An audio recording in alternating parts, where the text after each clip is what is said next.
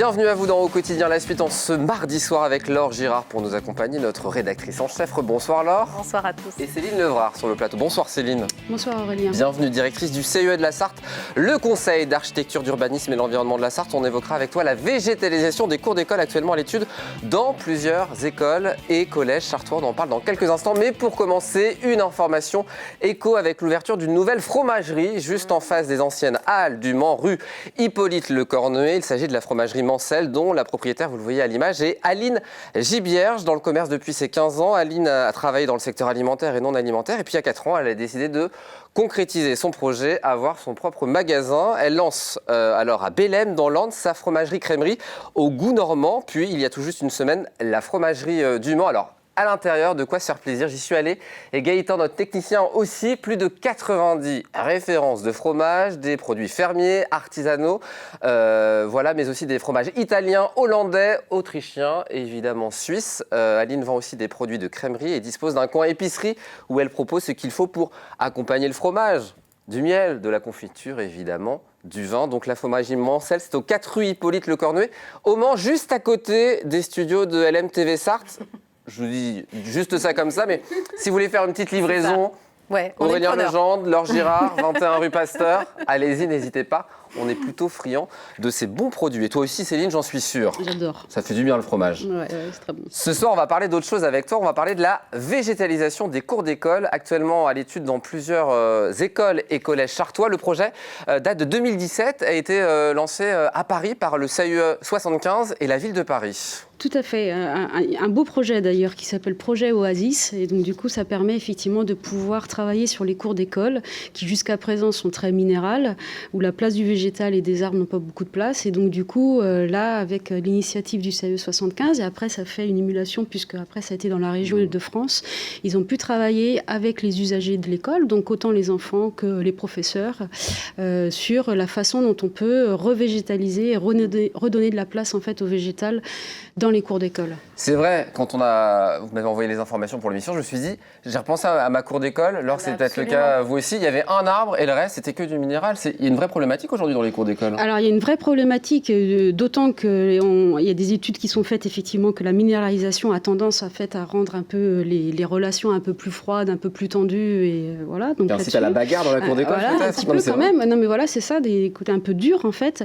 Et à la fois on a cette problématique de réchauffement climatique.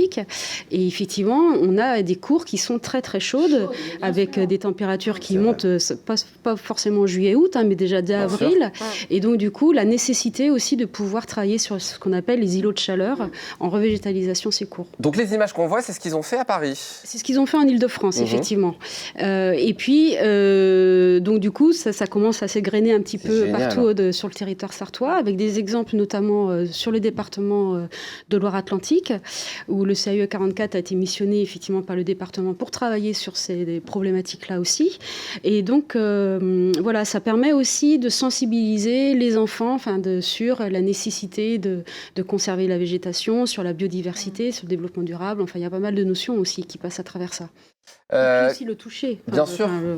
Qui travaille concrètement sur ce genre de projet ? Il y a des paysagistes qui sont mobilisés, les enseignants, la direction de l'école. Comment ça se passe ? Oui, alors l'idée, c'est effectivement vraiment de travailler avec les enfants. Donc du coup, ce sont les paysagistes concepteurs de chaque CIE qui font cette intervention. Et bien sûr, il y a forcément le conseil départemental quand on est dans les collèges, puisque c'est eux qui sont mandataires.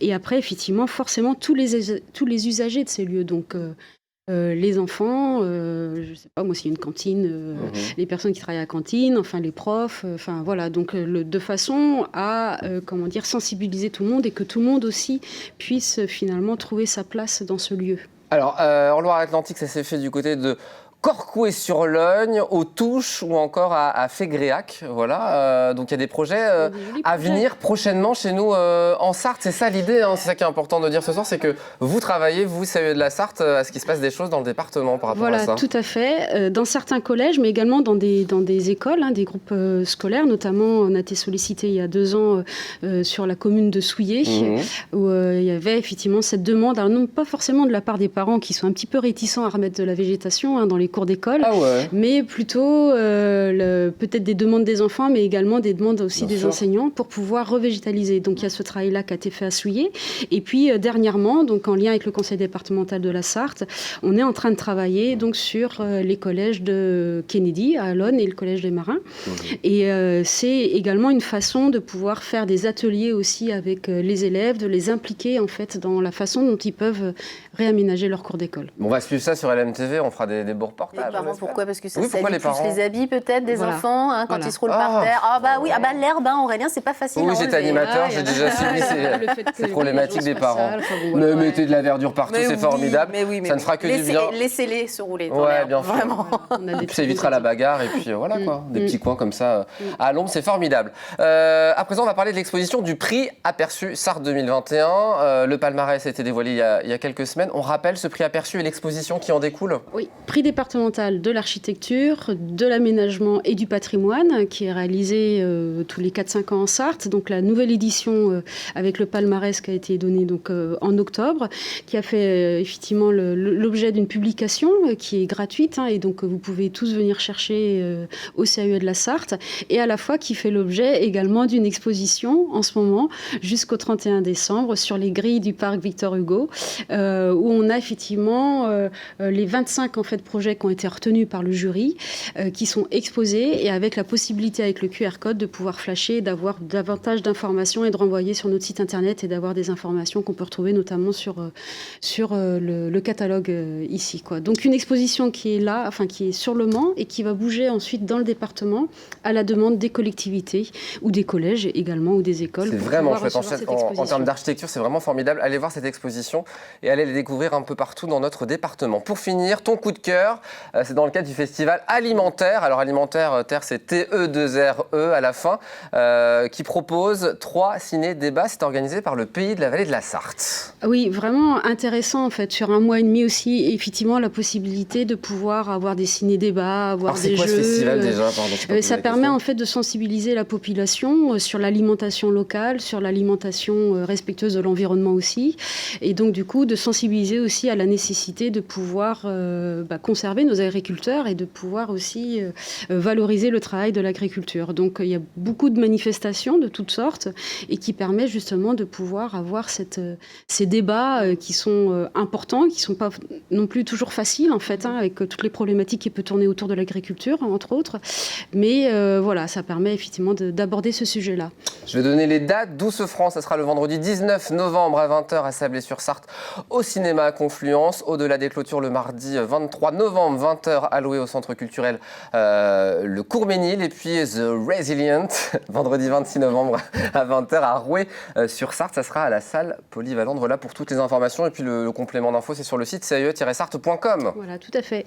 Merci beaucoup Céline d'être venue sur le plateau. Merci à vous. Tu vas rester dans quelques instants, nouveau numéro de Sarthe et moi là. On va prendre la direction de la Varée.